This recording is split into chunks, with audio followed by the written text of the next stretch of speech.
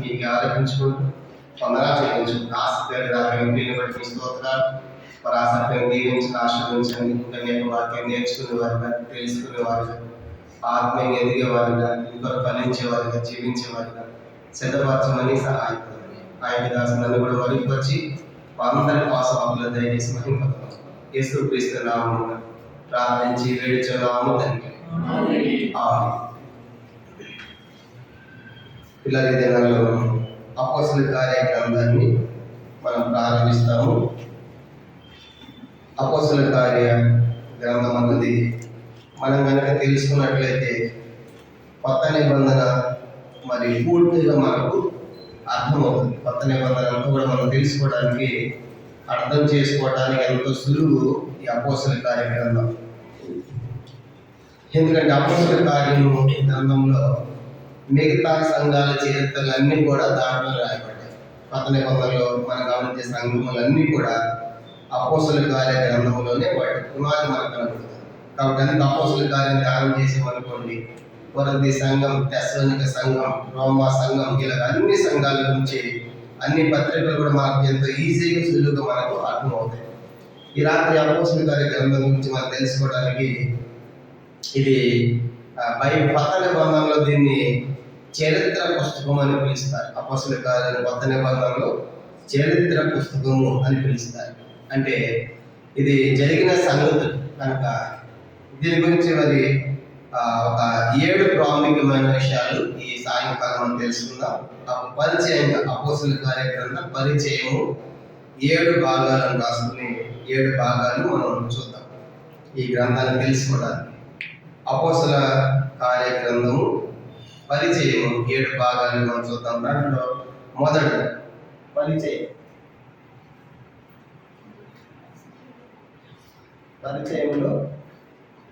పరిచయంలో 7 భాగాలు రాసుకున్నాం. మొదటి సంగతి గ్రంథమును గురించి అని రాసుకోవాలి. మొదటి సంగతి దాంట్లో 7 విషయాల్లో మొదటిది గ్రంథమును గురించి అనేది మొదటిగా రాసుకుందాం. గ్రంథమును గురించి. రెండవది రచయితను గురించి. ఒకటి గ్రంథమును గురించి,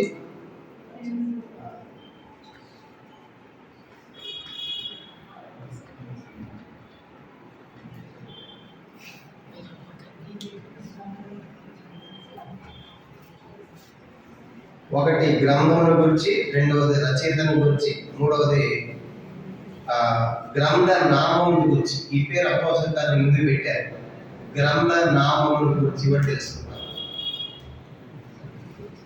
గ్రంథ నామమును గురించి.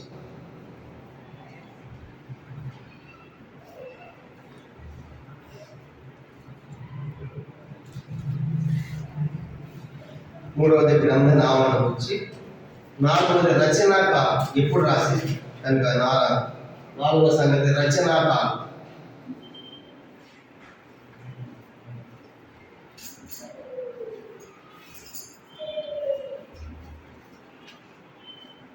గమనించామంటే రచనాకాలం. ఐదవది స్థలమును గురించి.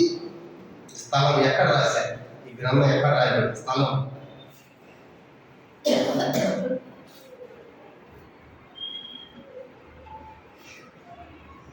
తర్వాత ఎవరికి రాశాడు, ఆరోది ఎవరికి.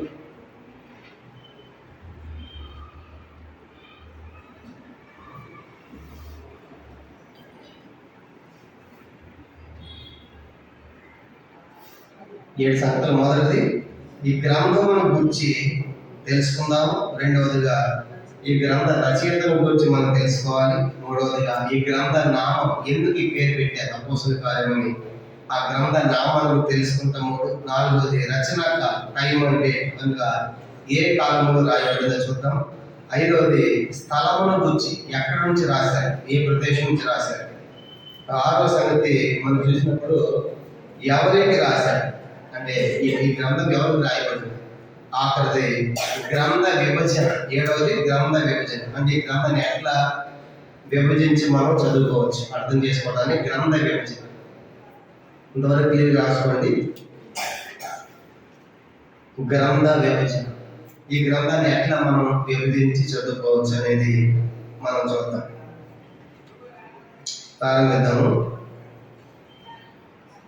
మొదటిది గ్రంథమును గురించి, మొదటి సబ్జెక్ట్ గ్రంథమును గురించి అని మనం పెట్టుకుని 5 విషయాలు, గ్రంథాన్ని గురించి 5 విషయాలు మనం తెలుసుకుంటాం. ఈ గ్రంథాన్ని గురించి దీంట్లో 5 సంగతులు, మొత్తం పరిచయం 7 భాగాల్లో మొదటి సంగతుల్లో మనం 5 చూడగలుగుతాం. గ్రంథం గురించి 5 సంగతులు, గ్రంథాన్ని గురించి 5 విషయాలు చూద్దాము. చూడండి, ఈ గ్రంథాల గురించి చూడాలంటే ఒక మాట చెప్పాలంటే, ఈ గ్రంథాల గురించి అపోస్తలుల కార్యములు మొదటి అధ్యాయము మొదటి వచనం. అపోస్తలుల కార్యములు మొదటి అధ్యాయము మొదటి వచనం మనం చూసినప్పుడు, ఓ థెయోఫిలా, యేసు తాను ఏర్పరిచిన అపోస్తలులకు పరిశుద్ధాత్మ ఆజ్ఞాపించిన అని చూస్తాం. ఓ థెయోఫిలా అని ప్రారంభించబడుతుంది. తర్వాత 2వ వచనంలో చూడండి, తర్వాత ఆయన పరములకు చేర్చుకొనబడిన దినం వరకు ఆయన చేయుటకును బోధించుటకును ఆరంభించిన వాటన్నిటినీ నా మొదటి గ్రంథమును రచించితిని.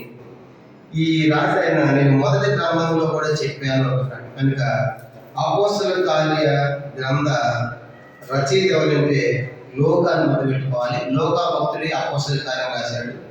లోకా సువార్త రాసింది కూడా ఆయనే కనుక అందుకే అపోస్తలుల కార్యం మొదటి వచనము, లోకా సువార్త మొదటి అధ్యాయం మొదటి వచనం కూడా ఇలాగే ఉంటున్నాం. లోకా సువార్త మొదటి అధ్యాయం మొదటి వచనం కూడా ఓ థెయోఫిలా అని ఆరంభిస్తాడు. ఘనత వహించిన థెయోఫిలా అనే లోకా సువార్తలో కూడా మొదటి అధ్యాయం మొదటి వచనం ఉంటుంది. అంటే ఈ గ్రంథాల గురించి 5 విషయాలు తెలుసుకోవడానికి మొట్టమొదటిది ఏంటంటే, మొదటి సంగతి రాసుకోండి, ఈ 2 పుస్తకాలు కలిపి చదవాలి. 2 పుస్తకాలు కలిపి చదవాలి అంటే లోకా సువార్త చదవాలి, ఆ తర్వాత అపోస్తలుల కార్య గ్రంథాన్ని మనము చదవాలి. 2 పుస్తకాలు మనం కలిపి చదవాలి. ఏ 2 పుస్తకాలు? లోకా సువార్త మొట్టమొదటి, తర్వాత అపోస్తలుల కార్యం అని గుర్తుపెట్టుకోవాలి. మొదటి సంగతి, గ్రంథంలో 2 పుస్తకములు కలిపి చదవాలి. లోకా సువార్త చదవాలి, ఆ తర్వాత అపోస్తలుల కార్యాన్ని చదవాలి. లోకా సువార్త కొనసాగింపే అపోస్తలుల కార్యం. అందుకే ఏమంటాడు, మొదటి గ్రంథంలో రాశాడు. మొదటి గ్రంథం ఎక్కడ రాశాడు? లోకా సువార్త. కనుక లోకా సువార్త కంటిన్యూషన్ ఏంటి? అపోస్తలుల కార్యం. కాబట్టి అది గుర్తుపెట్టుకోవాలి మొదటిది. 2వ సంగతి చూసినప్పుడు అపోస్తలుల కార్యంలో లోకా సువార్త కలిపితే కొత్త నిబంధనలో పెద్దది అవుతుంది. అది రాసుకో. 2వ పాయింట్ ఏంటంటే, గ్రంథాల గురించి లోకా సువార్త ప్లస్ అపోస్తలుల కార్యములు 2 కలిపితే కొత్త నిబంధనలో పెద్ద పుస్తకం అవుతుంది. ఈ 2 కలిపితే అపోస్తలుల కార్యములు లోకా సువార్త 2 కలిపితే కొత్త నిబంధనలో పెద్దది అవుతుంది అని కూడా రాసుకోవాలి. ఇక రోమా నుంచి ఫిలెమోను, పౌలు రాశాడు పత్రికలు, కానీ 2 పుస్తకాలు లోకా రాశాడు. గుర్తుపెట్టుకోవాలి. కనుక రోమా టు ఫిలెమోను వరకు పౌలు మనకు కనబడతాడు. మొదటిది 2 పుస్తకాలు కలిసి చదవాలి. లోకా సువార్త కొనసాగింపు రాస్తున్నాం. 2వ పాయింట్ వచ్చేసి లోకా సువార్త ప్లస్ అపోస్తలుల కార్యం కలిపి కొత్త నిబంధనలు చాలా పెద్దది అవుతుంది కనుక 2. 3వ పాయింట్ వచ్చేసి అపోస్తలుల కార్యములు ప్లస్ లోకా సువార్త ఉన్న వచనాల సంఖ్య 2158. ఈ 2 పుస్తకాలు కలిపితే వచ్చే వచనాల సంఖ్య 2158 వచనాలు, 2158 వర్సెస్. అపోస్తలుల కార్యములు ప్లస్ లోకా సువార్త 2 కలిపితే వచ్చే వచనాల సంఖ్య 2158 వచనాలు అనేది 3వ పాయింట్ రాసుకోవాలి. కొత్త నిబంధనలో ఇది 4వ వంతుగా కనబడుతుంది. అంటే దాదాపుగా 27 to 28%, 100లో ఇది 4వ వంతు ఇది మనకు కనబడుతుంది కొత్త నిబంధనలు. అంత కలిపి 2150 వచనాలు. కొత్త నిబంధన 4 భాగాలు చేస్తే 1 వంతు ఇది కనబడుతుంది. 4వ వంతు 27 to 28% ఇది మనకి ఈ 2 పుస్తకాలు కనబడతాయి. ఇక 4వ సంగతి, మొదటిది 2 పుస్తకాలు కలిపి చదవాలి. లోకా సువార్త కొనసాగింపు రాసుకున్నాం. 2వది లోకా సువార్త అపోస్తలుల కార్యాలు కలిపి కొత్త నిబంధనలో పెద్దది అని రాసుకున్నాం. 3వది వచనాలు వచ్చేసి 2158 158 కొత్త నిబంధనలు అనేది 4వ వంతు ఆక్రమిస్తుంది. కనుక 27-8% ఆక్రమించిందని చూసాము. ఇక 4వ సంగతి రాసుకోవాల్సింది ఈ రెండింటిని మనం కలిపి చదవాలి. ఆ లూకా సువార్త, అపోస్తలుల కార్యం. కానీ ఈ రెండు మనం నిర్లక్ష్యంగా ఇది చదవలేదు. ఎందుకంటే మనకి పక్కన మనం ఎక్కువ బాగా పక్కన ఓపెన్ చేయడం మత్తయి సువార్త కనపడుతుంది. కనుక మత్తయి సువార్త బాగా చదువుతాం. తర్వాత లూకా సువార్త చదివిన తర్వాత అపోస్తలుల కార్యాలు చదవాలి అని చాలా మంది తెలియదు. ఎందుకంటే లూకా సువార్తకి అపోస్తలుల కార్యానికి ముందే ఉంది ఏమంటుంది యోహాను సువార్త. లూకా సువార్త లేదు కాబట్టి అది చదివిన తర్వాత జనరల్గా మనం యోహాను చదివిన నెక్స్ట్ అపోస్తలుల కార్యాలు అంటాం. కానీ ఇది అర్థం చేసుకోవాలంటే యోహాను సువార్త, లూకా సువార్త ముగించిన వెంటనే చదవాలి అపోస్తలుల కార్యం. అట్లా నిర్లక్ష్యం చేసాం కాబట్టి చాలా మందికి ఈ 4వ సంగతి రాసి రెండింటిని కలిపి చదువులో నిర్లక్ష్యం చేస్తున్నారు. కనుక 4వ సంగతి నిర్లక్ష్యం. ఎందుకంటే ఇది అపోస్తలుల కార్యానికి ముందు లేదు కాబట్టి, ఇది లూకా సువార్త లేదు కాబట్టి మనకు నిర్లక్ష్యంగా ఉండి అలాగూ ఆ యొక్క ప్రాసెస్ మనం చేయలేము. అది 4వ పాయింట్ రాస్తున్నాం. రెండింటిని కలిపి చదవాలి. ఎందుకు అలా చదవలేకపోతున్నామంటే చెప్పేమనడానికి అపోస్తలుల కార్యానికి ముందు లూకా సువార్త ఉంది, కలిపి చదివాడు. లూకా సువార్త లేదు, ఏముంది యోహాను సువార్త ఉంది కాబట్టి మనం దాన్ని కలిపి చదవలేకపోతున్నాం. ఇది 4వ సంగతి కలిపి చదవాలి అని రాసుకోవాలి. 5వది ఆఖరిది మనం గమనించమంటే యేసు వారి యొక్క పుట్టుక, బాల్యము, పరిచర్య, శిలువ, సమాధి, పునరుత్థానం, ఆరోహణం. కనుక పరిశుద్ధాత్మ రాక, సంఘ స్థాపన, ఈ కార్యాలు ఇస్తారు. ఇవన్నీ కూడా మనకు కనపడతాయి. 5వ సంగతి మనం గమనించమంటే యేసు ప్రభువారు చనిపోయి సమాధి చేయబడి తిరిగి లేచి ఆరోహణం అయ్యేంత వరకు లూకా సువార్త మనకు కనబడుతుంది. ఆ సంగతులు ఆయన ఆరోహణం అయిపోయిన తర్వాత ఏం జరిగింది అనేది మనకు ఎక్కడ కనబడుతుంది అపోస్తలుల కార్యం. అది గుర్తుపెట్టుకోవాలి. కనుక లూకా సువార్తలో ఆయన పుట్టుక నుంచి ఆరోహణం దాకా మనకు కనపడుతుంది. 5వ సంగతి లూకా సువార్తలో యేసు వారి పుట్టుక నుంచి ఆయన పుట్టుక, అంటే జన్మము, బాల్యము, చేసిన పరిచర్య, శిలువ, సమాధి, పునరుత్థానము, ఆరోహణం. కనుక ఇవన్నీ మనకి లూకా సువార్తలో కనబడతాయి. తర్వాత పరిశుద్ధాత్మ యొక్క రాక, సంఘ స్థాపన, దేవుని కార్యాల విస్తరణ మనకి అపోస్తలుల కార్యాలు మనకి కనబడతాయి. అంటే ఇది 5వ సంగతిగా మనం జ్ఞాపకం చేసుకున్నాం. కానీ ఇప్పుడు 5 సంగతులు చదువుకున్నాం. మొదటిది 2 పుస్తకాలు కలిపి చదవాలి. ఎందుకంటే లూకా సువార్త యొక్క కొనసాగింపు అని పెట్టుకున్నాం అపోస్తలుల కార్యం. రెండవది అపోస్తలుల కార్యం లూకా సువార్త కలిపితే ఇది చాలా పెద్ద పుస్తకం అవుతుంది కొత్త నిబంధనలో అని చూసుకున్నాం. మూడవది వచనాలు 2150 వచనాలు ఉన్నాయని చూసుకున్నాం. 4వది ఈ రెండింటిని కలిపి ఎందుకు నిర్లక్ష్యం చేస్తున్నామంటే అపోస్తలుల కార్యానికి ముందు లూకా సువార్త లేదు కాబట్టి.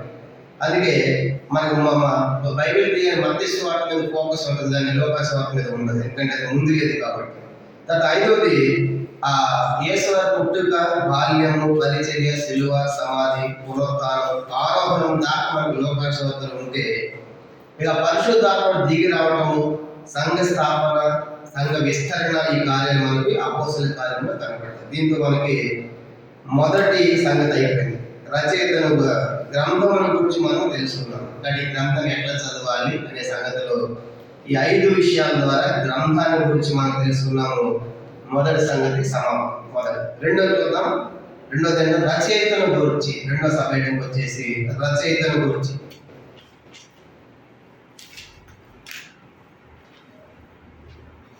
రెండవది రచయిత. ఇప్పుడు రచయిత ఎవరైనా తెలుసుకున్నాం మనం ఎప్పటికీ లోకాన్ని తెలుసుకున్నాం. అటు రచయితల గురించి మనం కొన్ని సంగతులు ఈ అపోస్తలుల కార్యాల్లో మనకు మేము, మమ్ము అనే మాట ఉపయోగిస్తాడు. అంటే లూకా గారు రాశాడని చెప్పడానికి ఆ పదాలు మనం కొన్ని చూద్దాం. రచయితల గురించి ఇతడు పౌలుతో కూడా ఉన్నాడు. అపోస్తలుల కార్యాల్లో పౌలు గారితో పాటు లూకా భక్తుడు కూడా కొంతవరకు ఆయన ప్రయాణం చేస్తాడు. అలాంటి కొన్ని సంగతులు మీకు జ్ఞాపకం చేస్తాను. అపోస్తలుల కార్యములు 16 అధ్యాయం. త్వరగా అవి నోట్ చేసుకుని తర్వాత చదవండి. అపోస్తలుల కార్యములు 16 అధ్యాయము 10 నుంచి 17 వచనాలు రాసుకోండి. అపోస్తలుల కార్యములు 16వ అధ్యాయము 10 నుంచి 17 వచనాల్లో కొన్ని పదాలు చూడండి. 11వ వచనం, కాబట్టి మేము త్రోయను విడిచి, మేము అంటే ఇది రాస్తున్న ఎవరు? లూకా గారు. లూకా ఉన్నాడు కనుక అపోస్తలుల 16:11లో కాబట్టి మేము అంటాడు. తర్వాత 16వ వచనం, మేము ప్రార్థనా స్థలం విడుచుండగా అన్నప్పుడు కాబట్టి మేము, మాకు, మమ్మును ఇలాంటి పదాలు మనకు కనబడతాయి కనుక 10వ వచనంలో కూడా మమ్మును పిలిచి ఉన్నాడు అంటాడు. మమ్మును పిలిచి ఉన్నాడు 10వ వచనం. కాబట్టి ఇతడు లోకాయే రాసని చెప్పడానికి భక్తుడు ఈ లోకాసు అపోస్తలుగా రాస్తున్నప్పుడు మేము అంటే అర్థము ఈయన కూడా ఉన్నాడు, మమ్మును అంటే పౌలు గారితో కూడా ఉన్నాడు అనే విషయం మనకు అర్థమవుతుంది.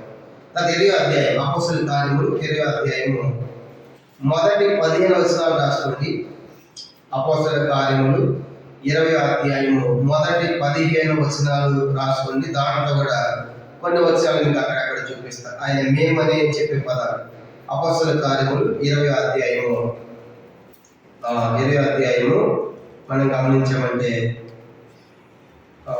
7వ వచనం 20వ అధ్యాయము 7వ వచనం, ఆదివారం మేము రొట్టె విడిచినప్పుడు మేము అంటాడు కనుక 7వ వచనంలో. తర్వాత 8వ వచనంలో మేము కూడిన మేడగదిలో అంటే పౌలు గారికి ఏం కూడా ఉన్నాడు కనుక మేము కూడిన మేడగది 8. తర్వాత 13 మేము ఓడ ఎక్కి అంటే పౌలు గారితో పాటు లోకం ఉన్నాడు. అందుకని రాస్తున్నప్పుడు మేము, మమ్మును, మా కొరకు అనే పదాలు చూస్తాం. కాబట్టి 20వ అధ్యాయంలో మనకు 7లో మేము అంటాడు, 8లో మేము అంటాడు, 13లో మేము అంటాడు. ఈ పదాలు మనకేం తెలియజేస్తుందంటే ఓహో పౌలు గారితో పాటు ఈ ప్రత్యేక గ్రంథాన్ని రాసినటువంటి భక్తుడు ఉన్నాడు లోకాన్ని మనకి అర్థమవుతుంది. తర్వాత 21వ అధ్యాయం అపోస్తలుల కార్యములు 21వ అధ్యాయము మొదటి 18 వచనాలు రాసుకోండి. 1 to 18 వర్సెస్. దాంట్లో కొన్ని పదాలు మనం చూద్దాం. అక్కడ కూడా కొన్ని మాటలు చెప్తాడు ఆయన. చూడండి, అపోస్తలుల కార్యం 21వ అధ్యాయం మొదటి 18 వచనాల్లో 7వ వచనం చూడండి. 21:7 ఉంటాడు కదా, మేము తూరు నుండి ప్రయాణం ముగించి, మేము అంటే అక్కడ పౌలు గారితో పాటు లూకా గారు ఉన్నాడు. తర్వాత 14వ వచనం 14లో అతడు ఒక్కనుగా మేము ప్రభు చిత్తము జరుగును గాక, మేము అనే పదము అక్కడ కూడా లూకా గారు ఉన్నాడు. తర్వాత 15వ వచనంలో మాకు కావలసిన సామాగ్రి అంటే మాకు, మేము ఇలాంటి పదాలు నేను కొన్ని చూపిస్తాను. ఇంకా చాలా ఉంటాయి, ఆ వచనాలు మీరు చదవండి. కనుక దీన్ని బట్టి కూడా మనకి 20వ అధ్యాయంలో అక్కడ కూడా పౌలు గారితో లోకా ఉన్నాడని మనకు అర్థమవుతుంది. తర్వాత ఈ 28వ అధ్యాయము మొదటి 16 వచనాలు రాసుకోండి. 28వ అధ్యాయము మొదటి 16 వచనాలు 28వ అధ్యాయం మొదటి 16 వచనాలు రాసుకోండి. అక్కడ కూడా 16 వచనం చూడండి. 28వ అధ్యాయం 16 వచనం, మేము రోమాకు వచ్చినప్పుడు పౌలు తనకు కావలిగా ఉన్నది. మేము రోమాకు వచ్చినప్పుడు పౌలు గారు రోమాకు చేరినప్పుడు పౌలు గారితో పాటు లూకా గారు రోమాకు వెళ్ళాడు. అందుకే మేము రోమాకు వచ్చినప్పుడు అంటే ఆయన పౌలు గారితో పాటు రోమాకు కూడా వెళ్ళాడు లోకాన్ని మనకు అర్థమవుతుంది. కానీ ఇప్పుడు రచయిత ఈ చదివిన వచనాలను బట్టి మేము, మాకును, మమ్మును అనే పదాలు చూసినప్పుడు రాసింది ఖచ్చితంగా ఎవరైనా లోకాయి అని పౌలుతో పాటు పౌలు భక్తులతో ఉన్నాడనే సంగతులు కూడా మనకి అర్థమవుతుంది. దీంతో రచయితల గురించి కూడా మనం ధ్యానం చేసాం. అయిపోయింది. 2వ సంగతి కూడా ముగించాము. రచయితల గురించి లోకాన్ని తెలుసుకున్నాము. ఆయన ఉన్నాడని చెప్పడానికి కొన్ని లేఖనాలు కూడా మనం అక్కడ మనం చూసాం. కాబట్టి ఇది 2వ సంగతిగా మనం జ్ఞాపకం చేసుకుంటాం. ఇక 3వ సంగతి చూసినప్పుడు ఈ గ్రంథ నామమును గురించి అని చెప్పాం. 3వ సంగతి 3వది గ్రంథ నామాన్ని గురించి. గ్రంథానికి ఏమని పేరు పెట్టారు చెప్పండి? అపోస్తలుల కార్యములను పెట్టారు కదా. దీన్ని ఏమని పిలుస్తారంటే మొదటి 12 అధ్యాయాలని పేతురు కార్యాలను పిలుస్తారు. మొదటి 12 అధ్యాయాలని పండితులు పేతురు కార్యాలను పిలుస్తారు. అంటే మొదటి 12 అధ్యాయాలు ఎక్కువ పేతురుగా మనకు కనబడతారు. అందుకే దీన్ని పేతురు కార్యాలను కూడా పిలుస్తారు. తర్వాత 13 నుంచి 28 అధ్యాయాలు పౌలు కార్యాలను కూడా పిలుస్తారు. 13 అధ్యాయంలో మన పౌలు ఎంటర్ అవుతాడు ప్రభుని నమ్మి. అక్కడి నుంచి ఆయనే కనబడతాడు 28 దాకా. దీన్ని పౌలు కార్యాలను కూడా పిలుస్తారు. చాలా మంది గ్రంథాన్ని పేతురు కార్యాలు మొదటి 12 అధ్యాయాలు 1 to 12 చాప్టర్స్ పేతురు కార్యాలు, 13 నుంచి 28 వరకు పౌలు కార్యాలు అని కూడా పిలుస్తారు. తర్వాత ఈ గ్రంథం నుంచి ఇంకో విషయం మనం తెలుసుకోవాలి. మొదటి 12 అధ్యాయాలు ఎవరి కార్యాలు? పేతురు గారి కార్యాలు. 13 దాకా పౌలు గారి కార్యాలను కూడా ఈ గ్రంథాన్ని పిలుస్తారు. తర్వాత ఇది పరిశుద్ధాత్మ కార్యాల పుస్తకం అని కూడా పిలుస్తారు. ఇంకా పిలుస్తారు మొత్తాన్ని అపోస్తలుల కార్యాన్ని పరిశుద్ధాత్మ కార్యాల పుస్తకం అని కూడా, అంటే తండ్రి కుమార పరిశుద్ధాత్మ కార్యాల పుస్తకం అని కూడా పిలుస్తారు. పరిశుద్ధాత్మ కార్యాల పుస్తకం అని కూడా పిలుస్తారు. ఎందుకంటే దీంట్లో చాలా అద్భుతాలు మనకు కనబడతాయి కనుక ఆశ్చర్య కార్యాలు అంటే మహత్కార్యాలు చేస్తారు. అందుకే దీన్ని పరిశుద్ధాత్మ కార్యాల పుస్తకం అని కూడా దీన్ని పిలుస్తారు. ఒకటి పేతురు కార్యాలు, మొదటి 12 అధ్యాయాలు, 13 దాకేమో పౌలు కార్యాలు. టోటల్గా అపోస్తలుల కార్యం అంతటి ఇంకేమని పిలుస్తున్నారంటే దీన్ని పరిశుద్ధాత్మని కార్యాలు. అందులో చూడండి ఎందుకు మాట చెప్పారంటే కుంటివాళ్ళు లేపుతారు, తర్వాత చనిపోయే వాళ్ళు బ్రతికిస్తారు. ఇలాంటి అద్భుతాలు అపోస్తలుల కార్యాలు జరిగాయి. చేసింది మనుషులే, ముందు పేతురు కానీ పౌలు కానీ, కానీ వెనకాల జరిగిస్తుంది ఎవరు? అది గుర్తుపెట్టుకోవాలి. అందుకని పౌలు గారి హీరో, లేకుంటే పేతురు గారి హీరో అనుకోవడం. ఎందుకంటే వాళ్ళు మనలాంటి మనుషులే, భక్తులే, మంచివాళ్ళు, గొప్పవాళ్ళే. అయితే వాళ్ళలో అవి జరిగిస్తున్న కార్యాలు ఎవరంటే పరిశుద్ధ. తెర ముందు వాళ్ళు కనపడతారు, మనకి తెర వెనకాల జరిగిస్తుంది ఎవరు? పరిశుద్ధాత్మ దేవుడు. అందుకే దీన్ని ఏమని పిలుస్తారు? పరిశుద్ధాత్మ కార్యాలను కూడా పిలుస్తారు. తర్వాత దీన్ని అపోస్తలుల కార్యములను ఎందుకు పిలిచారంటే ఈ అపోస్తలుల కార్యంలో అద్భుతాలు చేసిన దగ్గర 12 మందికి సమానమైన వరాలు. ఎంతమంది కంటే 12 మందికి, మొత్తం 11 మంది మనకు కనపడతారు. కానీ ఒకటి చనిపోయారు కదా యోధ. తర్వాత మొదటి అధ్యాయంలో అపోస్తలుల కార్యాలు మత్తయి ఎన్నుకుంటారు. 12 వరకు చేర్చబడతారు. ఈ 12 మంది కూడా సమానమైన పవర్స్ ఉన్నాయి. అందరూ కూడా అందరూ ఏదైనా చేయగలరు. అలాంటి శక్తి ప్రభువులు ఇచ్చారు. అంటే సూపర్ పవర్స్ అంటారు వాటిని. అంటే 12 మంది కూడా సమానమైన వరాలు ఉన్నాయని చెప్పడానికి ఉదాహరణగా ఆ 12 మంది కలిసి ఉంటే కొన్ని వచ్చాక మనం చదువుతాము. అపోస్తలుల కార్యములు మొదటి అధ్యాయం చూడండి. చాలా మంది పేతురు కనబడతాడు, పౌలు కనబడతాడు, ఈ మిగతా అపోస్తలులు లేరు అనుకుంటారు. కానీ మిగతా వాళ్ళు కూడా పక్కనే ఉన్నారు. అని అంటే ఎందుకే నేను అపోస్తలుల కార్యంలో పిలిచారంటే అపోస్తలులు 12 మంది ఉన్నారని గుర్తుపెట్టుకోవాలి. దానికి అట్లా ఉన్నారని చెప్పడానికి కూడా కొన్ని వచనాలు మనం చూద్దాము. మొదటి అధ్యాయం అపోస్తలుల కార్యములు 12 నుంచి 14 వచనాలు చదువుకుంటాం. అపోస్తలుల కార్యములు మొదటి అధ్యాయం 12 నుంచి 14 వచనాలు రాసుకోండి. దీంట్లో ఎంతమంది మనకు కనబడతారు? అక్కడ 11 మంది అపోస్తలులు ఉంటారు. అక్కడ ఎవరెవరు? అక్కడ యేసు వెళ్ళిపోయిన తర్వాత 12 వచ్చింది చూడండి. 12 నుంచి కదా, 12 నుంచి అప్పుడు వాళ్ళు వెళ్ళిపోయిన కొండ నుంచి తిరిగి వెళ్ళి ఆ కొండ విశ్రాంతి నడదైవం ద్వారా ఉన్నది. వారి పట్టణంలో ప్రవేశిస్తాము. బస్సేజుల మేడలు ఎక్కిపోయి వారు ఎవరనగా పేతురు, యోహాను, యాకోబు, ఆంద్రే, ఫిలిప్పు, తోమ, బర్తలోమై, మత్తయి, యాకోబు కుమారుడు యాకోబు, జూలతనబడిన సీమోను, యాకోబు కుమారుడు యోధ అనువారు. ఈ మొత్తం ఇక్కడ మనకి 11 మంది కనబడుతున్నారు. మరి 12 వాడు ఏమయ్యాడు? ఉరి కోసం చనిపోయాడు. అని ఇప్పుడు 15 నుంచి కింద వచ్చిన 12 వ్యక్తులు కూడా ఎన్నుకుంటారు. అంటే మొదటి అధ్యాయంలో 11 మంది మనకు కనబడ్డారు. ఇప్పుడు 15 జిల్లాలో వచ్చిన 12 వ్యక్తి మత్తయి అనేటువంటి వ్యక్తి ఎన్నుకుంటారు. ఇక నెక్స్ట్ ఎంత కనపడాలి మనకి? ఇప్పుడు మనకు 11 కనపడాలి. ముందు అధ్యాయం ఎంత కనపడాలి మనకి? 12 మంది కనపడాలి. 12 మంది ఉన్నారు. 2వ అధ్యాయం అపోస్తలుల కార్యములు మనకు వచ్చిన ఇప్పుడు 11 మంది మనకు కనపడ్డారు. ఇప్పుడు ఇక మత్తయి ఎన్నుకున్న తర్వాత 12 మంది కనపడతారు.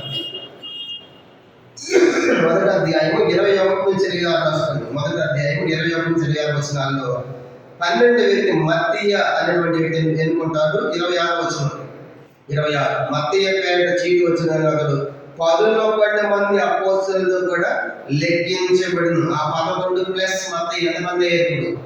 12. దానికి మొదటి అధ్యాయం చివరికి వచ్చినప్పటికీ 12 మంది అపోస్తలులు మనకి కనపడుతున్నారు. కనుక 11 మంది అపోస్తలులు అంటే 11 మందితో ఇతడు చేర్చబడ్డాడు మత్తయి. కనుక మత్తయి వ్యక్తి 12 మంది అయ్యారు.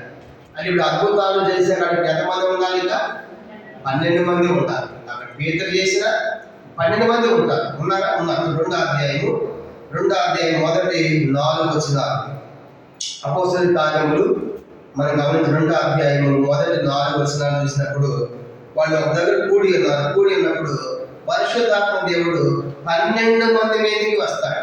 వాడు అక్కడ మొదటి 4 వచనాల్లో 12 మంది ఒక ఇంట్లో కూడి ఉన్నప్పుడు 12 మంది మీద పరిశుద్ధాత్మ దేవుడు రాలేడు అని మనం గుర్తుపెట్టుకోవాలి. కనుక 12 మంది కూడా పరిశుద్ధాత్మను పొందారు.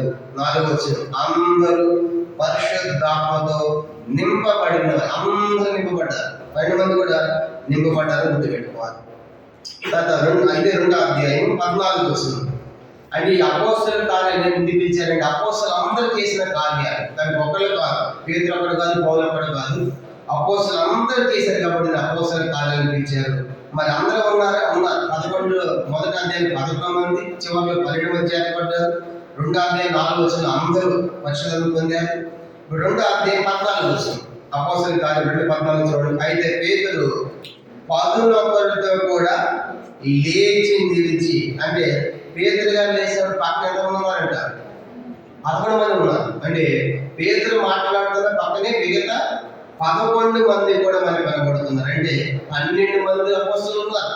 ఎక్కడ ఉన్నప్పుడు కూడా 12 మంది మనకు కనబడతారు. అందుకే పేతురు ఒక్కడే చేసినట్లు కాదు, మిగతా అపోస్తలులు అందరూ కూడా అలాంటి పవర్స్ ఉన్నాయి. అందరూ సమానమైన అధికారం పొందిన వారు. 2వ అధ్యాయం 14వ వచనంలో పేతురు గారి దగ్గర మనకి మిగతా 11 మంది కనబడారు. 11 కూడా లేచి అంటే 14వ వచనంలో మనం చదువుకున్నాం కదా, 2:14లో పేతురు ఆ 11 కూడా లేచి అంటే 11 మంది ఉన్నారు, వాళ్ళు పేతురు లేచాడు. అంటే 12 మంది అక్కడ కనబడతారు. తర్వాత 5వ అధ్యాయం 12వ వచనం, అపోస్తల కార్యములు 5:12 చూడండి. అక్కడ కూడా అపోస్తల కార్యములు 5వ అధ్యాయము, అపోస్తల కార్యములు 5వ అధ్యాయం 12వ వచనం, ప్రజల మధ్య అనేకమైన సూచక్రియలను మహత్కార్యములను అపోస్తలుల చేత చేయబడుచుండెను. చూడగా ఎవరంట? ప్రజల మధ్య సూచక్రియ మహత్కార్యం చేసింది ఎవరంట? అపోస్తలుల చేత. అపోస్తలు అంటే ఎంతమంది? 12 మంది గుర్తుపెట్టుకోవాలి. కనుక మన పేతురు కనుకుంటే పేతురు ఒకటి అనుకోకూడదు. ఎంతమంది ఉంటున్నారు? 12 మంది అపోస్తలు అంటే మనకు వస్తుంది. 12 మంది చేత ఆ మహత్కార్యాలు సూచక్రియలు చేయబడుతున్నాయి. ఇది 5:12. తర్వాత 5వ అధ్యాయం 18వ వచనం, 5:18 చూడండి. అపోస్తలులను బలత్కారముగా పట్టుకొని అని చూస్తాం. అపోస్తలులను, అక్కడ కూడా మనకి 12 మంది మనకు కనపడుతున్నారు, అపోస్తలు కనపడతారు.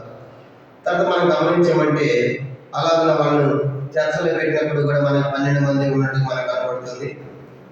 తర్వాత 40వ వచనం, ఇది 5వ అధ్యాయం 40వ వచనం, అపోస్తలులు 5:40, వారి అతని మాటకు సంబంధించి అపోస్తలులను పిలిపించి కొట్టించి, కనుక జైలు నుంచి బయట తీసుకొచ్చి కొట్టిస్తారు. కనుక దెబ్బలు తిన్నప్పుడు మనకి 12 మంది కనబడుతున్నారు 40వ వచనంలో. కాబట్టి హింసల్లో వీటన్నిటిలో 12 మంది పాత్ర ఉంది అని గుర్తుపెట్టుకోవాలి. తర్వాత 8వ అధ్యాయం 1వ వచనం, ఇంకా అపోస్తలులు అందరూ ఉన్నారని చెప్పడానికి. అపోస్తలుల కార్యం 8వ అధ్యాయం 1వ వచనం, ఆ కాలం ముందు యెరూషలేము సంఘంలో గొప్ప హింస కలిగి ఉన్న అపోస్తలులు తప్ప అందరూ యోదయ సమరయ దేశంలో చెదరిపోయారు. అపోస్తలులు ఒక్కడే ఉన్నారు యెరూషలేములో, మిగతా శిష్యులంతా చెదరిపోయారు. 12 మంది అపోస్తలులు యెరూషలేములో ఉన్నారని చెప్పడానికి హింసల్లో కూడా మిగతా శిష్యులు పారిపోయారు, కానీ ఆ ప్రాంతానికి అపోస్తలులు అక్కడే ఉన్నారని మనం చదివాము. 8వ అధ్యాయము 1వ వచనం. ఇలాగ చూసినప్పుడు 9వ అధ్యాయము 27వ వచనం కూడా చూడండి. 9వ అధ్యాయము 27వ వచనం, 9:27. అయితే బర్నబా అతనిని దగ్గర తీసి అపోస్తలుల యొద్దకు తోడుకొని వచ్చి, ఈ సందర్భంగా పౌలు గారిని మారిన తర్వాత యెరూషలేము వస్తాడు. పేతురు గారిని కలుసుకోవాలంటే వాళ్ళు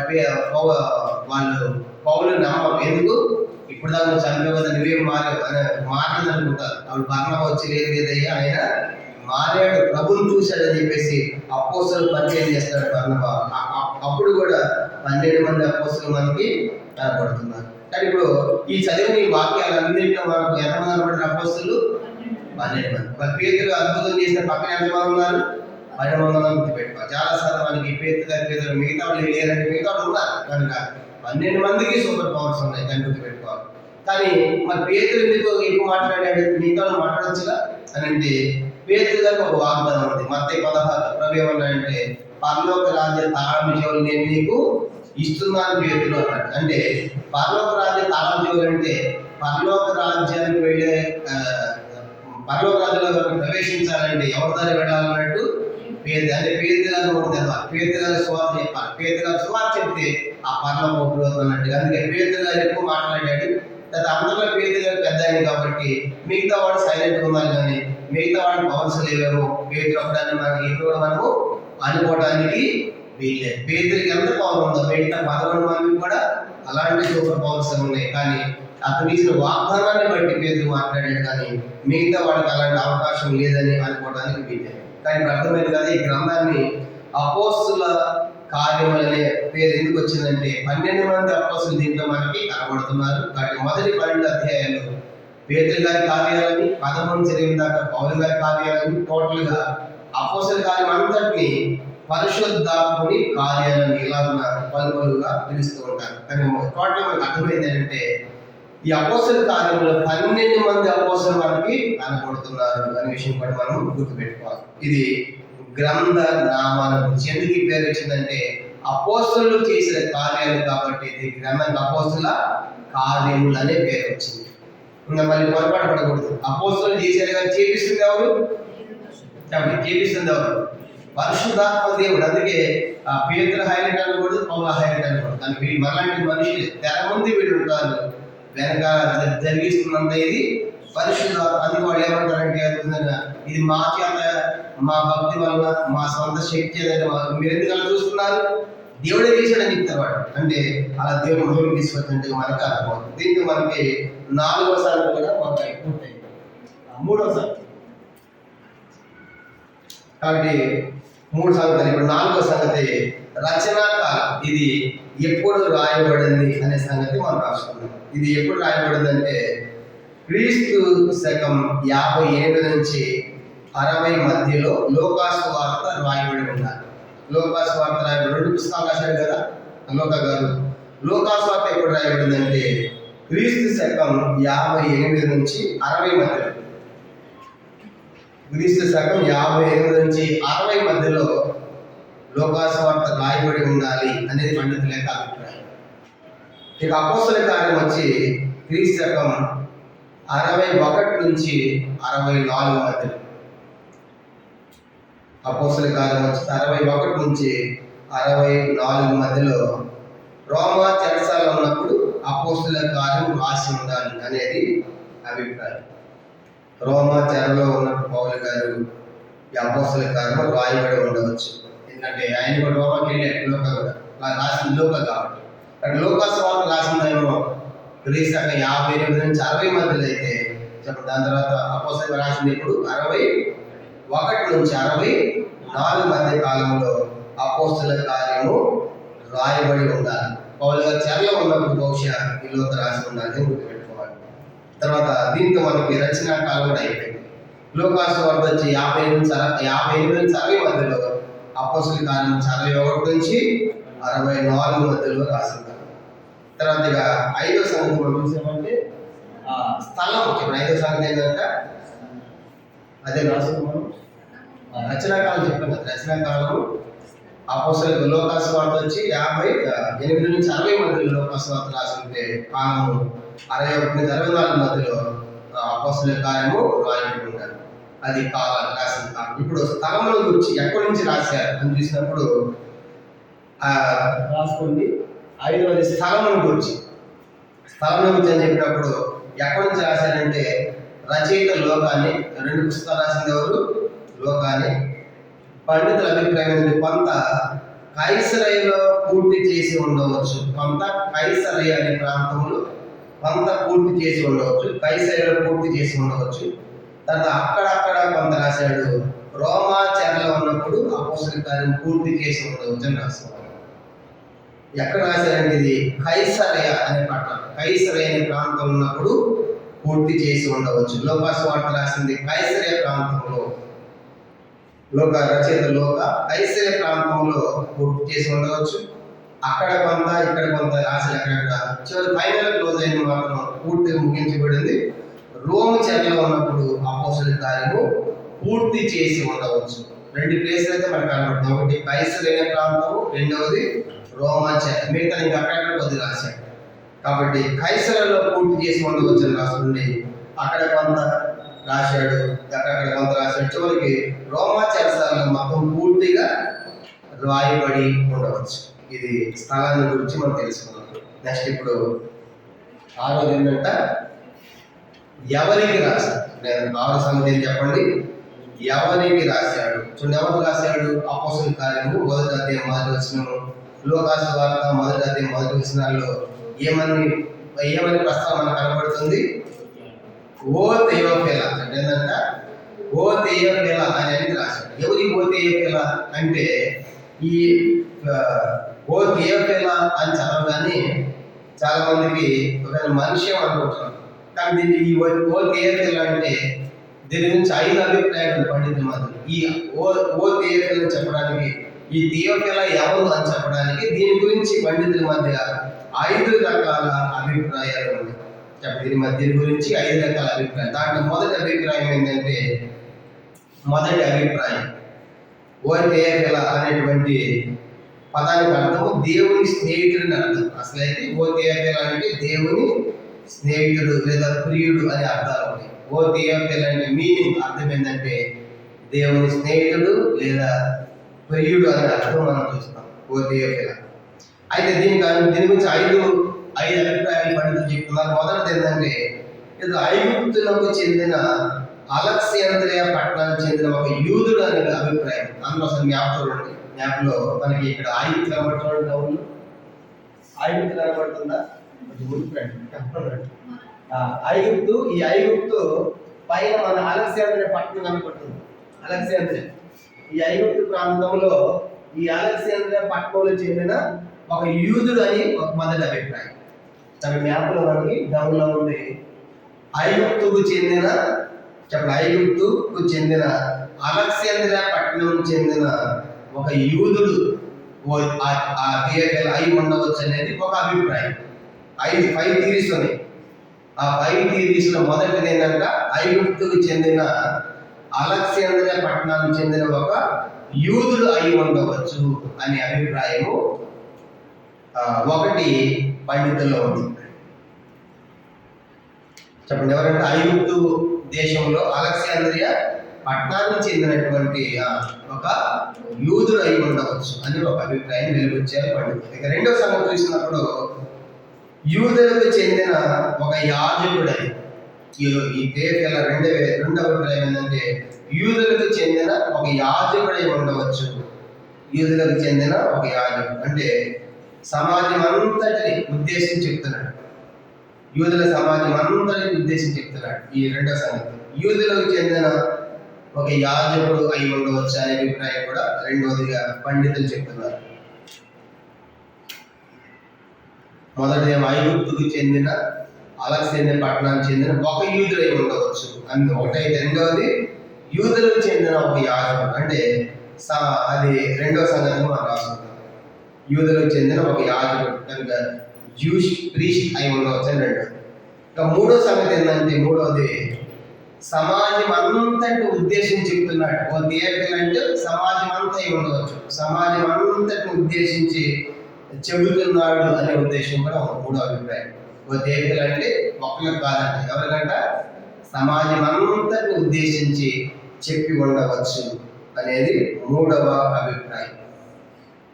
సమాజం అంతటిని ఉద్దేశించి చెబుతున్నాడు అనేది మూడవదిగా మనం చదువుకుంటాం. మూడవ సంగతిగా సమాజం అంతటిని ఉద్దేశించి చెప్పి ఉండవచ్చు అని మూడవ థియరీ అభిప్రాయం. మొదటిది ఏంటి, ఐగుప్తుకు చెందిన అలెగ్జాంద్రియా పట్టణానికి చెందిన ఒక యూదుడు అని, ఐగుప్తులు అలెగ్జాంద్రియా పట్టణంలో ఉంటాడు అనే సంగతి ఒకటైతే, రెండవది యూదులకు చెందిన ఒక యాజకుడు అయి ఉండవచ్చు అని అంటారు. మూడో అభిప్రాయం ఏంటి, సమాజం అంతటి ఉద్దేశించి తెయోఫిలా అన్నాడు కానీ ఒకళ్ళు కాదు, సమాజం అంతటి ఉద్దేశించి చెప్పాడు. మూడో అభిప్రాయం. ఇక నాలుగోది ఏంటంటే, ఇతడు ఒక రోమా గవర్నర్ అయి ఉండవచ్చు అనేది నాలుగో అభిప్రాయం. నాలుగో అభిప్రాయం ఏంటి, ఇతడు ఒక రోమా గవర్నర్ అయి ఉండవచ్చు. రోమా గవర్నర్ అయి ఉండవచ్చు అనేది నాలుగవ అభిప్రాయంగా రాస్తారు. అందుకే రోమా గవర్నర్తో మాట్లాడినప్పుడు కొన్ని పదాలు ఉపయోగించారు. ఏమన్నారు? అపోస్తలుల కార్యము 23వ అధ్యాయం. ఎందుకు రోమా గవర్నర్ పిలుస్తున్నారంటే, ఆ ఘనత వహించిన దేవతలు అన్నాడు కదా, అలాంటి పదాలు రోమన్ గవర్నర్స్ వాడారు. అపోస్తల కార్యము 23 అధ్యాయము 26 వచనం. అపోస్తల కార్యములు 23 అధ్యాయము 26 చదువుదామా. 23 అధ్యాయం 26 వచనం. మహాఘనత వహించిన అధిపతి అయిన ఫేలిక్స్, మహాఘనత వహించిన చూడ పదం మొదట అధ్యాయంలో ఘనత వహించిన థియోఫిలను చూస్తాం కదా, ఘనత వహించిన థియోఫిలను చూస్తాం కదా. అలాగే ఇట్లా మహాఘనత వహించిన ఈ పదాలు ఉపయోగించారు కాబట్టి బహుశా ఇది రోమా గవర్నర్ ఉండవచ్చు థియోఫిల్ అనేది ఒక అభిప్రాయం. 26 అధ్యాయం అపోస్తల కార్యములు 26 అధ్యాయము 25 వచనం కూడా 26, 25 కూడా చూడండి. 26 అధ్యాయము 25 వచనం. అందుకు పౌలు మహాఘనత వహించిన ఫేస్తు అంటే రోమా గవర్నర్స్ ఎవరు పిలిచారు? మహాఘనత వహించిన ఫేస్తు ఫేలిక్స్ అని పిలిచారు. కాబట్టి భవిష్యత్తు రోమా అధికారి గవర్నర్ అయి ఉండవచ్చు థియోఫిల్ అనే వ్యక్తి అనేది ఒక అభిప్రాయం కూడా నాలుగోదిగా పండితుల మధ్య.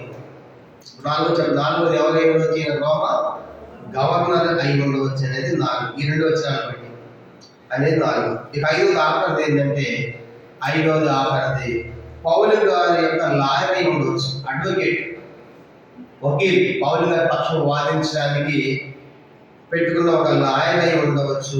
అతను ఒక విశ్వాసి అనే అభిప్రాయం కూడా ఉంది. కాబట్టి పౌలు గారి యొక్క అడ్వకేట్, లాయర్, వకీలే ఈ థియోఫిలా. ఇతను ఒక విశ్వాసి కూడా అయి ఉండవచ్చు అనే అభిప్రాయం కూడా ఉంది.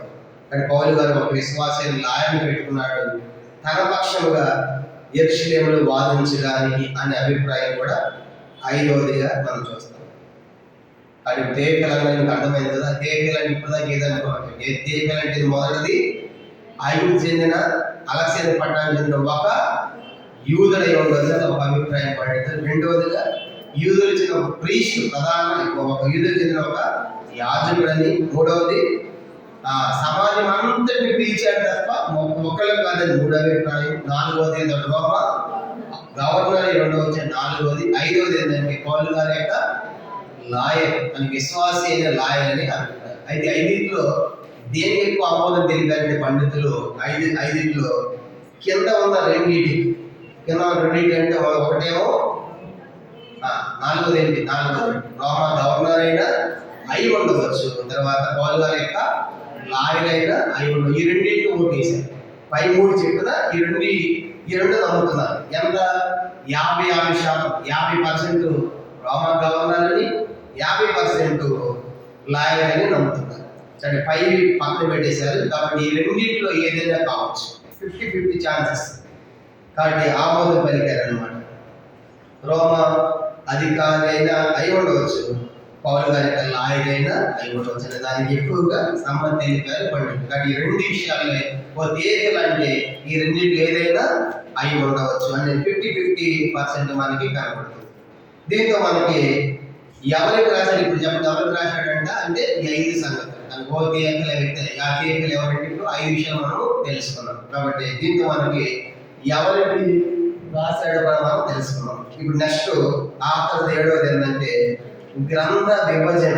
ఏంటంటే గ్రంథ విభజన. ఈ గ్రంథాన్ని ఎట్లా మనం విభజించవచ్చు అనేది కూడా చూద్దాం. కనుక గ్రంథ విభజన ఎట్లా విభజించాలంటే ఈ గ్రంథాన్ని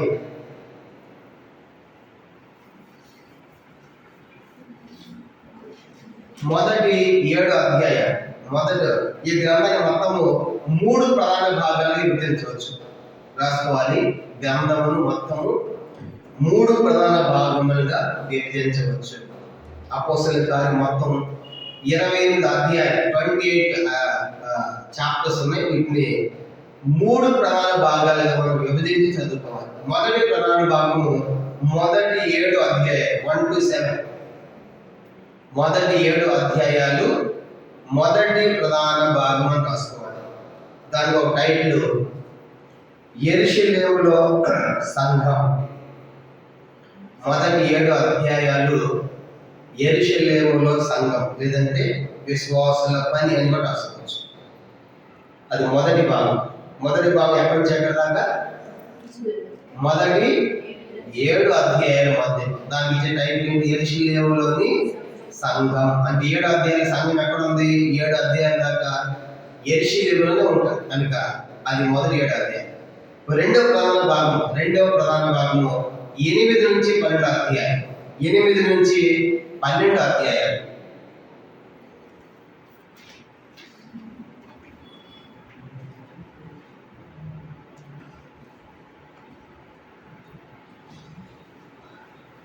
వన్ టు 7 యెరూషలేములో సంఘం మొదటి ప్రధాన భాగం. 8 నుంచి 12 అధ్యాయాలు రెండవ ప్రధాన భాగం. దానికి ఒక టైటిల్ యోదయ సమరయ దేశాల్లో సంఘం. యెరూషలేములో మొదటి 7 అధ్యాయాలు ఉంటే 8 నుంచి 12 అధ్యాయాలు ఎక్కడ దాకా వెళ్ళిందంటే ఇది యోదయ సమరయ దేశాలు కూడా ప్రారంభ సంఘం. యోదయ సమరయ దేశాల్లో సంఘం. యోదయ సమరయ దేశాల్లో సంఘం ఇది రెండవ భాగం. మొదటి 7 అధ్యాయాలు ఎక్కడ దాకా వెళ్ళింది? యెరూషలేములోనే ఉంది. ఈ 8 నుంచి 12 అధ్యాయాలు ఎక్కడ దాకా పోయింది? ఇది యెరూషలేము దాటి యోదయ సమరయ దాకా వెళ్ళింది అని మనం గుర్తుపెట్టుకోవాలి. ఇక మూడవ ప్రధాన భాగం అన్నది 13 నుంచి 28 అధ్యాయాలు. ఇక మూడవ ప్రధాన భాగం అన్నది 13 నుంచి 28 అధ్యాయాలు. దీని కూడా ఒక టైటిల్ అన్యుల దేశాల్లో సంఘం. అన్యుల దేశాల్లో సంఘం. ఇప్పుడు యోదయ సమరయ కాదంట, అన్యుల దేశాలకు వెళ్ళింది. అన్యుల దేశాలన్నిటిలో సంఘాలు. అన్యుల దేశాలన్నిటికి వెళ్ళిపోయింది. ఇంకా చెప్పాలంటే బూది గంధముల వరకు సంఘం అని కూడా రాసుకోవచ్చు. బూది గంధముల వరకు సంఘం ఇది మూడవ భాగం. అన్యుల దేశంలో సంఘము లేదా బూది గంధముల వరకు సంఘము లేదంటే అపోస్తలుడైన పౌలు గారి ప్రయాణాలను కూడా రాసుకోవచ్చు. ఇప్పుడు మొత్తము ఈ 20 అధ్యాయాలు మనము 3 భాగాలుగా మనం విభజించుకున్నాం. చెప్పండి. మొదటి 7 అధ్యాయాలు యెరూషలేము సంఘం పుట్టింది యెరూషలేములోనే. 7 అధ్యాయాల దాకా సంఘం అంతా అక్కడే తిరిగింది యెరూషలేము దాకా. 8 నుంచి 12 తెలిసినప్పుడు యెరూషలేము దాటి యోదయ సమరయ దాకా వెళ్ళేందుకు మనం చూస్తాం. ఆ తర్వాత మనం గమనించమంటే ఇప్పుడు నాకు యెరూషలేము కనబడుతుంది కదా మ్యాప్లో, మీకు అర్థం అవడం కోసం. ఇది యెరూషలేము. ఇక్కడ సంఘం పుట్టింది యెరూషలేము. ఇక్కడ పుట్టి 7 అధ్యాయాల దాకా యెరూషలేములోనే ఉంది. 7 అధ్యాయం నెక్స్ట్ పైకి ఏంటంటే సమరయ పై ప్రాంతాలకు వెళ్ళింది అనమాట. 8 అధ్యాయాలు సమరయ ప్రాంతానికి వెళ్ళింది. ఆ తర్వాత ఇక పౌలు గారు ప్రయాణం ప్రారంభిస్తాడు. అంత్యోదయ నుంచి మొత్తం విస్తరిస్తుంది. అన్ని ప్రాంతాలకు పెడుతుంది సంఘం. కాబట్టి సంఘం పుట్టింది అయితే ఎక్కడ? యెరూషలేము. 120 మంది పుట్టింది. 7 అధ్యాయాల దాకా ఆ సంఘం యెరూషలేములో విస్తరించింది. 8 అధ్యాయం వచ్చినప్పటికీ ఎక్కడ దాకా వెళ్ళింది? యోదయ సమరయ దాకా. ఒకసారి నా మ్యాప్ చూడండి. ఈ మ్యాప్లో కూడా ఒక సంఘం చూపిస్తాను. బైబిల్ చివరిలో కొత్త నిబంధన పాలస్తీనా ఉంది కదా, దీంట్లో యోదయ కనపడుతుంది కింద చూడండి. యోదయ ఇది యోదయ దేశం. ఈ దేశంలో పై దేశం కనపడుతుంది కదా, పై దేశం. ఈ మ్యాప్ చూడండి. ఇక్కడ యెరూషలేము. యెరూషలేములో ఇక్కడ సంఘం పుట్టింది 7 అధ్యాయాలు. 7 అధ్యాయాలు ఇక్కడే ఒక సంఘము. దానిపైన ఏముంది? సమరయ దేశం. ఆ పైన ఏముంది? గలిలయ దేశం. అది అట్లాగా యోదయ సమరయ గలిలయ ఆ ప్రాంతాల నుంచి విస్తరించింది. పుట్టింది యెరూషలేములోని సంఘము మొదటి 7 అధ్యాయాలు యెరూషలేములో ఉంది. ఆ తర్వాత సమరయకి వెళ్ళింది, గలిలయకి వెళ్ళింది, అలాగా బూది గంధంలో వెళ్ళింది. కానీ ఇప్పుడు 3 ప్రధాన భాగాలు మనం రాసుకున్నాం కదా. మొదటి ప్రధాన భాగంలో మొదటి 7 అధ్యాయాలు. మొదటి 7 అధ్యాయాలు మొదటి ప్రధాన భాగంలో రాసుకున్నాము.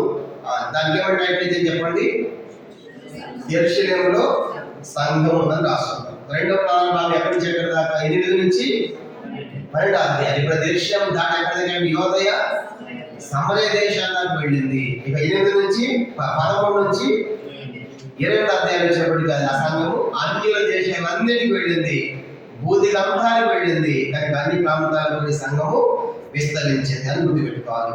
తర్వాత అపోస్తల కార్యాలు సుమారుగా 30 దేశాల పేర్లు ఉన్నాయి. అపోస్తల కార్యాలు సుమారుగా 30 దేశాల పేర్లు అపోస్తల కార్యాలు ఉన్నాయి. 30 దేశాల పేర్ల ప్రస్తావన అంటారు. అంటే 30 దేశాలకు వెళ్ళింది అపోస్తల కార్యంలో సంఘం. 100కు పైగా పట్టణాలు ఉన్నాయి. 100కు పైగా పట్టణాలు ఉన్నాయి. అపోస్తల కార్యాల్లో 30 పైగా అంటే 30 దేశాలకి అపోస్తల కార్యంలోనే 30 దేశాలు అప్పటికే వెళ్ళింది సంఘం. కనుక ఇట్లాంటి సంఘాలు 30 దేశాలకు వెళ్ళింది అప్పటికి. అపోస్తల కార్యంలో ఉన్నప్పుడే 30 దేశాలు కనబడతాయి. 100 పట్టణాలు ఇలాంటి హైదరాబాద్ పెద్ద పట్టణం, ఇలాంటి పట్టణాలు మీరు సుమారుగా ఒక 100 కనబడుతుంది అపోస్తలుల కార్యాల్లో. తర్వాత 30 పైగా దీవులు, 30 పైగా సముద్రంలో ఉంటాయి కదా దీవులు, కనుక 30 పైగా దీవుల పేర్లు కూడా ఉన్నాయి. అంటే 30 దీవులు, 100 పట్టణాలు, 30 దేశాలకు మొదటి శతాబ్దంలో సంఘము వెళ్ళింది అని గుర్తుపెట్టుకోవాలి. కాబట్టి ఎంత విస్తరించి చూడతాను. కాబట్టి ఈ అపోస్తలుల కార్యం మొదటి 7 అధ్యాయాలు యేషయా ప్రారంభమవుతున్న సంఘం అక్కడే ఉంటుంది. 12 అధ్యాయాలు యేషయా ప్రారంభమైపోయిన యోదయ సమరదా పెడుతుంది. ఇక 13 నుంచి 20 తెలిసినప్పటికి ఎక్కడైనా అన్యుల దేశంలో అన్నింటిలోకి సంఘంలో మనం చూస్తాం. దాన్ని ఏమన్నా ఇంకో మాట, అన్యుల దేశ బోధి అనంతం వరకు సంఘం. అందుకే స్వామి ఏమని చెప్పిన వాళ్ళకి అపోస్తలుల కార్యం మొదటి అధ్యాయం 8వ వచనం తిరిగి వేసిన ఏం చెప్పాడంటే, మీరు ఎక్కడ దాకా వెళ్ళమని చెప్పాడు. దానికి అపోస్తలుల కార్యానికి కీ వర్స్ కూడా, ముఖ్యమైన వచనం కూడా ఇది. అపోస్తలుల కార్యం ముఖ్యమైన వచనము మొదటి అధ్యాయము 8వ వచనం అని కూడా రాసుకోండి. అపోస్తలుల కార్యానికి ముఖ్య వర్స్ కనుక ముఖ్యమైన వచనం కూడా 8వ వచనమే. మొదటి అధ్యాయం 8వ వచనం ఏమన్నాడు, ఆయనను పరిశుద్ధాత్మ మీదకి వచ్చినప్పుడు మీరు శక్తి నొందెదరు కనుక మీరు యెరూషలేములో, తర్వాత యోదయ, తర్వాత సమరయ, ఆ తర్వాత దేశముల అనంతరం భూదిగంతా వరకు నాకు సాక్ష్యం. వాటి భూదిగంతా వెళ్ళాలి. మీరు యెరూషలేము ప్రారంభించాలి, యోదయ దాటాలి, సమరయ దాటాలి, ఆ దేశాలు ఉంటూ వెళ్తారు. భూదిగంతా దాకా నాకు సాక్ష్యం వెళ్ళాలి. ఎందుకంటే ప్రపంచం అంతటికి స్వార్థిస్తూ వెళ్ళాలని ప్రభు శిష్యులు చెప్పాడు. కాబట్టి అందుకే ఏ సమయంలో 80 మంది చెప్తాడు ఆయన. ఏమిటిగా 9వ ఆరంభం అవుతాడు, 8వ చెప్పాడు మీరేం చేయాలి, నేను వెళ్ళిపోయిన తర్వాత ఎవరింటి కాడికి పోయేది కాదు శిష్యులారా, మీరేం చేయాలి, యెరూషలేము అంతా వ్యాపకం చేయాలి, యోదయ దాటాలి, సమరయ దాటాలి, దాని భూదిగంతా వరకు అంతా తీసుకెళ్ళాలని చెప్పాడు. కాబట్టి మనకి అపోస్తలుల కార్యానికి మధ్య వచనం కూడా ఏంటంటే మొదటి అధ్యాయము 8వ వచనం ముఖ్యమైన వచనం. దానికి అధ్యాయం అంతా కూడా. కాబట్టి ఇప్పుడు గ్రంథ విభజన మనం చూసాం. గ్రంథ విభజన మనం చూసాం. ఇంకొక సంగతి చెప్పి నేను ముగిస్తాను. దీంట్లో పౌలు గారి ప్రయాణాలు కూడా అది రాసుకున్నాం. పౌలు గారు మొత్తం మనకైన 3 మిషనరీ ప్రయాణాలు చేస్తారు. 3 మిషనరీ ప్రయాణం ఎక్కడి నుంచి ఎక్కడ ప్రారంభమవుతున్నది కూడా ఈరోజు నోట్ చేసుకుని ఒక 5 నిమిషాలు ముగించేస్తాం. మొదటి మిషనరీ ప్రయాణం అన్నది పౌలు గారి మొదటి మిషనరీ ప్రయాణం ఎక్కడ ప్రారంభమవుతుంది, అపోస్తలుల కార్యములు 13వ అధ్యాయము 4తో ప్రారంభమయ్యి, మొదటిది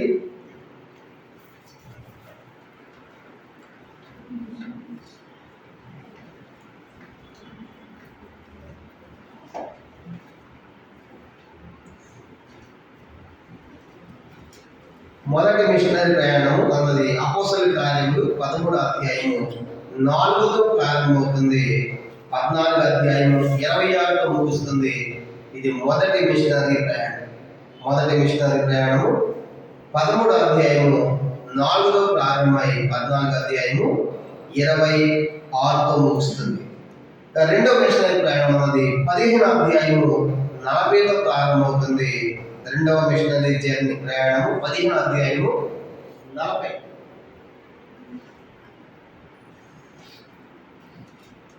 18వ అధ్యాయం 22తో ముగుస్తుంది.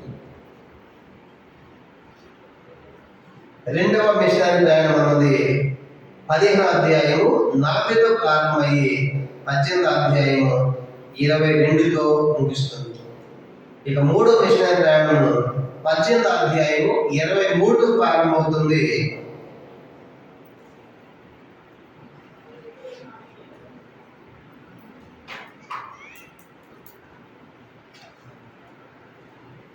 మూడవ మిషనరీ ప్రయాణం 18వ అధ్యాయము 23తో ప్రారంభమయ్యి 21వ అధ్యాయము 17తో ముగుస్తుంది.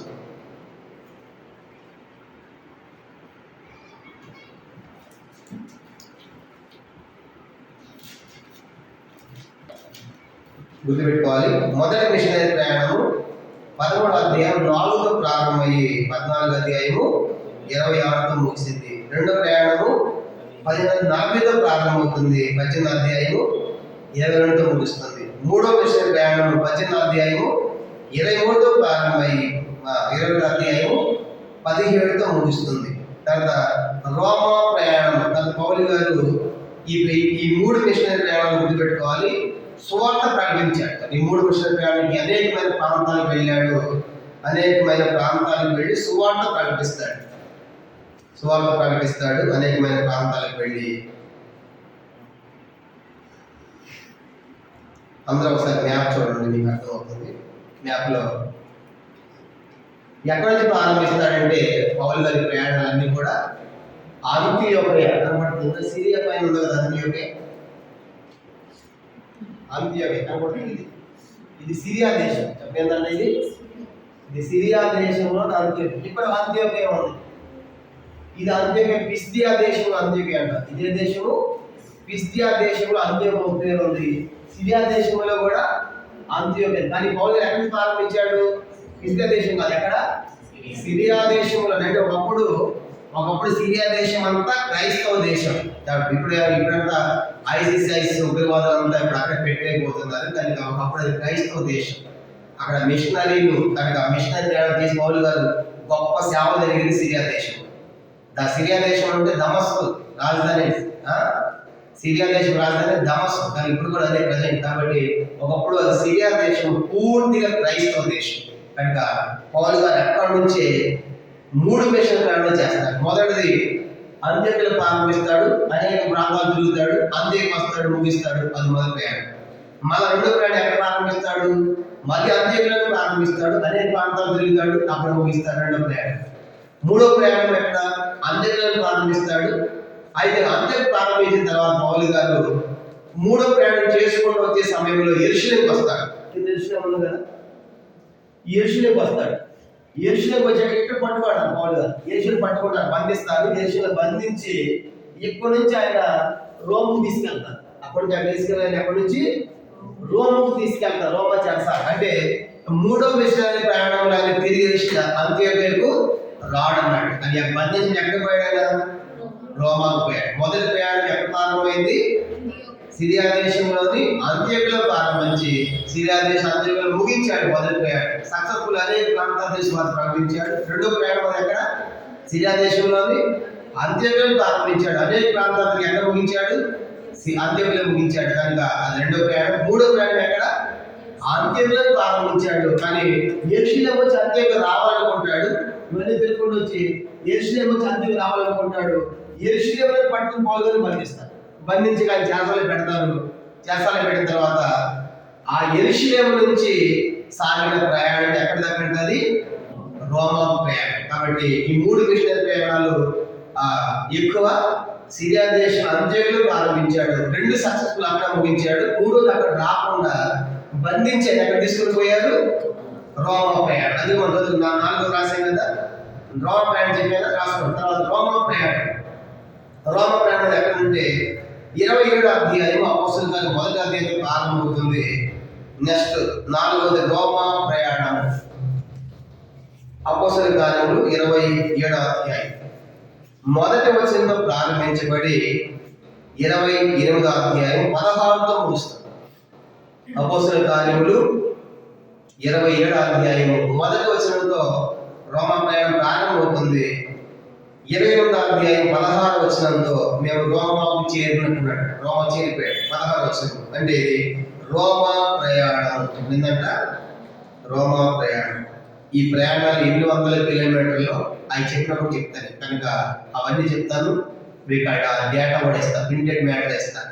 ఒక ప్రయాణం 8 కిలోమీటర్లు. సుమారుగా మొదటి ప్రయాణం 202 సంవత్సరాలు తిరుగుతాడు. 13 ప్రారంభమైంది కదా, 14 ముగించాడు. అది దాదాపు 2 సంవత్సరాలు సుమారుగా తిరిగి వస్తాడు. ప్రయాణం 1200 నుంచి 1500 మైళ్ళు ప్రయాణం. అంత దూరము ఆయన ప్రయాణం చేస్తారు. అలాంటి ప్రయాణం 3 చేశాడు పౌలు గారు. కాబట్టి ఇప్పుడు మనకి రోమా ప్రయాణం కూడా చూసాం కదా. రోమా ప్రయాణం ఎప్పటి నుంచి ప్రారంభమవుతుంది? 27వ అధ్యాయము మొదటి వచనంతో ప్రారంభించింది. ఎక్కడ ముగిసింది? 28వ అధ్యాయము 16తో ముగుస్తుంది రోమా ప్రయాణం. అక్కడితో పౌలు గారు రోమకి వెళ్ళిపోయి ఆయన బంధించారు కదా, తీసుకున్న స్వాత ప్రకటించినందుకు ఆయన చెప్పే విషయాలు చెప్తారు. ఆయన జైల్లో పెడతారు, విడుదలవుతాడు. ఆ విడుదలైన తర్వాత మళ్ళా కొన్ని ప్రాంతాలకు వెళ్తాడు. ఆ తర్వాత బైబిల్ చరిత్రలో ఉంది. మళ్ళీ కొన్ని ప్రాంతాలకు వెళ్తాడు. స్పెయిన్ ఆ దేశాలకు వెళ్తాడు. అక్కడ స్వాత పట్టిస్తాడు. మళ్ళీ బరువు తీసుకొస్తారు. ఆ రెండోసారి చేరిన పౌలు గారిని చంపేస్తాడు. ఆ రెండోసారి చివరి రాసిన పత్రిక 2 తిమోతి పత్రిక. అప్పుడు ఆయన అంటాడు, ఇక ఏమంటారు, నేను మంచి పోరాటము నా పరుగు కడముట్టించాను, నా జీవ కిరీటం నీతి కిరీటము అని చెప్పే కారణం ఏంటంటే రెండోసారి చాలలో నేను బయటికి రాలేక నన్ను చంపేస్తాను. పౌలు గారు అక్కడ రెండోసారి చాలకి వెళ్ళిన తర్వాత తల శరీరం చేస్తారు. అలా పౌలు గారు అక్కడ చనిపోతాడు. దీంతో మనకి అపోస్తలుల కార్యం బతుకున్నట్టే ఉంటుంది. ఆయన చనిపోవాలి. అపోస్తలుల కార్యం అంతా చూస్తే ఒక అధ్యయనంలో స్వార్థ ప్రకటిస్తూ ఉంటాడు. నెక్స్ట్ ఏమైందనేది ఇక్కడ లేదు, చరిత్రలో ఉంది. నెక్స్ట్ విడుదలవుతాడు, మళ్ళీ కొన్ని ప్రాంతాలకు స్వార్థ ప్రకటిస్తాడు, మళ్ళీ కోసం జైలు పెట్టిన తర్వాత ఆ రెండోసారి చేరలో ఉన్నప్పుడు 2 తిమోతి పత్రిక రాస్తాడు, నేను తిరిగి రానని చెప్పి అలా పౌలు గారు చనిపోతాడు. దీంతో మనకు అపోస్తలుల కార్యం ముగుస్తుంది. కానీ ఇప్పుడు ఇదంతా మీకు చదివినప్పుడు మైండ్లో పెట్టి మీకు అపోస్తలులు చదివారనుకోండి, మీకు చక్కగా క్లారిటీ వస్తుంది. తర్వాత రేపటి నుంచి నెక్స్ట్ క్లాస్ నుంచి ఆయన ఎక్కడి నుంచి ఎక్కడికి వెళ్ళాడు ప్రతిదీ కూడా మీకు ఆ ప్లేసు దాని యొక్క సంగతులు అనే విషయం మనము వివరంగా తెలుసుకుంటాం. ఇదంతా ఈరోజు ఇంట్రడక్షన్, ఉపోద్ఘాతం అన్నమాట. కానీ పరిచయంగా మాత్రమే ఓవరాల్ అపోస్తలుల కార్యం అంతా ఇప్పుడు మనకు అర్థమై కనుక నేను ఎట్లా చదవాలి, ఏం బాగా ఒక పిక్చర్ వచ్చింది. నెక్స్ట్ వచ్చే వారం ప్రపంచం అయితే మొదటి అధ్యాయాన్ని మనం ప్రారంభిస్తాం అనే సంగతి మనం గుర్తుపెట్టుకోవాలి. తర్వాత ఈ గ్రంథములు ఇంకొక సంగతి రాసుకుని ముగిద్దాం. గ్రంథములో గమనించవలసిన పరిశుద్ధాత్మ పనులను కూడా రాసుకుంటాం. చివరిగా ఇంకొక సంగతి, ఇంకొక సబ్జెక్ట్ ఏంటంటే గ్రంథంలో గమనించవలసిన పరిశుద్ధాత్మని పనులు. పరిశుద్ధాత్ముడు ఎట్లా నడిపిస్తున్నాడు దీంట్లో 7 సంగతులు ఉన్నాయి. గ్రంథములో గమనించవలసిన పరిశుద్ధాత్ముని కార్యములు. గ్రంథములో గమనించవలసిన పరిశుద్ధాత్ముని కార్యములు అని రాసుకోండి. దాంట్లో ఒకటి శక్తినిస్తాడు పరిశుద్ధాత్ముడు. శక్తిని ఇవ్వడం, వాళ్ళ శరసాలు ఉన్న దేవుడే వాళ్ళకి శక్తి ఇస్తాడు, శక్తిని ఇస్తాడు. రెండవదిగా సాక్ష్యం ఇచ్చుట, శక్తిని ఇవ్వడం. రెండవది సాక్ష్యం ఇవ్వడం. మూడవదిగా ఆదరిస్తాడు, శక్తిని ఇవ్వటం, సాక్ష్యం ఇచ్చుట, ఆదరించుట. ఇవన్నీ పరిశుద్ధాత్మ దేవుడు చేస్తున్నాడు వాళ్ళకి. ఆదరించడం మూడవది. నాలుగవదిగా ఆలోచనలు ఇచ్చువానిగా, ఆలోచనలు ఇస్తాడు. మీరు ఏం చేయాలని దేవుడు నడిపిస్తాడు వాడు. శక్తిని ఇవ్వటము, సాక్ష్యం ఇవ్వటము. వాడు దేవుడి యొక్క శక్తి పొందాలి, వాడు సాక్ష్యం చెప్పాలి. కష్టం వచ్చిన దేవుడు వాడు ఆదరిస్తున్నాడు. నాలుగవదిగా ఆలోచన ఇస్తున్నాడు. ఐదవది సేవకుడు పంపిస్తాడు. ఎటు వెళ్ళాలి, సేవకు పంపువానిగా, సేవకుడు పంపిస్తాడు. సేవకు పంపువానిగా పరిశుద్ధపడి చేస్తాడు. ఆరవది సేవను నడిపించుట, ఆరవది సేవను నడిపించుట. ఏడవది బాధ్యతలు అప్పగిస్తాడు, ఏడవది బాధ్యతలు అప్పగిస్తాడు. కానీ ఈ గ్రంథంలో పరిశుద్ధాత్మ కార్యాలు ఏంటి? ఒకటి శక్తిని ఇస్తాడు పరిశుద్ధాత్మ దేవుడు. రెండవదిగా సాక్ష్యం ఇచ్చేట్టుగా చేస్తాడు. మూడవదిగా ఆదరిస్తాడు. నాలుగవదిగా ఆలోచన ఇస్తాడు. ఐదవదిగా సేవ పంపిస్తాడు. ఆరవదిగా సేవలో నడిపిస్తాడు. ఏడవదిగా ఇవన్నీ కూడా మనకి గ్రంథంలో మనకు కనబడతాయి. దీంతో మనకి అపోస్తలుల కార్యముల యొక్క గ్రంథ పరిచయం అన్నది మనం ముగించుకున్నాం. కాబట్టి మొత్తం 7 సంగతులు చూసాం కదా. మొదటిది ఆ గ్రంథం యొక్క గ్రంథం గురించి తెలుసుకున్నాం. ఏ చదవాలి? మొట్టమొదట లోకాసు చదివి తర్వాత అపోస్తలుల చదవాలి. గ్రంథం రెండు రచయిత ఎవరు? లూకా అని చూస్తున్నాం. గ్రంథముల గురించి అంటే ఇది అపోస్తలుల కార్యాలని ఎందుకు వస్తున్నామో తెలుసుకున్నాం. రచన కాలం తెలుసుకున్నాం. తర్వాత స్థలముల గురించి తెలుసుకున్నాం.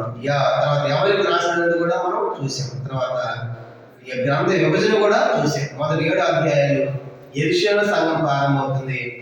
12 అధ్యాయాలు అది యోదయ సమ్మేళనాలకు పెడుతుంది. 13 అధ్యాయాలు అన్య దేశాలందరికీ పెడుతుంది, బూది గంధంగా పెడుతుంది. 100 పట్టణాల పేర్లు, 30 దీవుల పేర్లు, 30 దేశాల పేర్లు మనకు అపోస్తలుల కార్యాల్లో కనబడతాయి. కానీ పౌలు గారు 3 మిషనరీ ప్రయాణాలు చేశాడు. మొదటి మిషనరీ ప్రయాణం ఎక్కడ 11వ అధ్యాయం 4తో ప్రారంభమయ్యి 14వ అధ్యాయం 26తో ముగుస్తుంది. రెండవది మనం చూసాం, మూడోది చూసాం, నాలుగవది రోమ ప్రయాణంగా మనం చూసాం. ఇది క్లుప్తంగా అపోస్తలుల కార్యాల గురించినటువంటి పరిచయము మనం తెలుసుకున్నాం. దీంతో ఈరోజు మనం ముగిస్తున్నాము. ప్రభు చిత్తమైతే ఉన్న దినాలలో మొదటి అధ్యాయం మనం ప్రారంభిస్తాం. మోకరించండి, ప్రార్థన.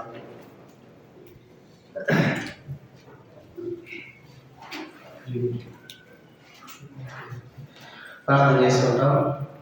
ఈ రాత్రికాల సమయంలో అనేక సంగతులు తెలుసుకున్నాము. మనం ఒక మంచి తీర్మానం చేసుకుని ఆ 2 పుస్తకాలు చదవడానికి ప్రారంభిస్తాం.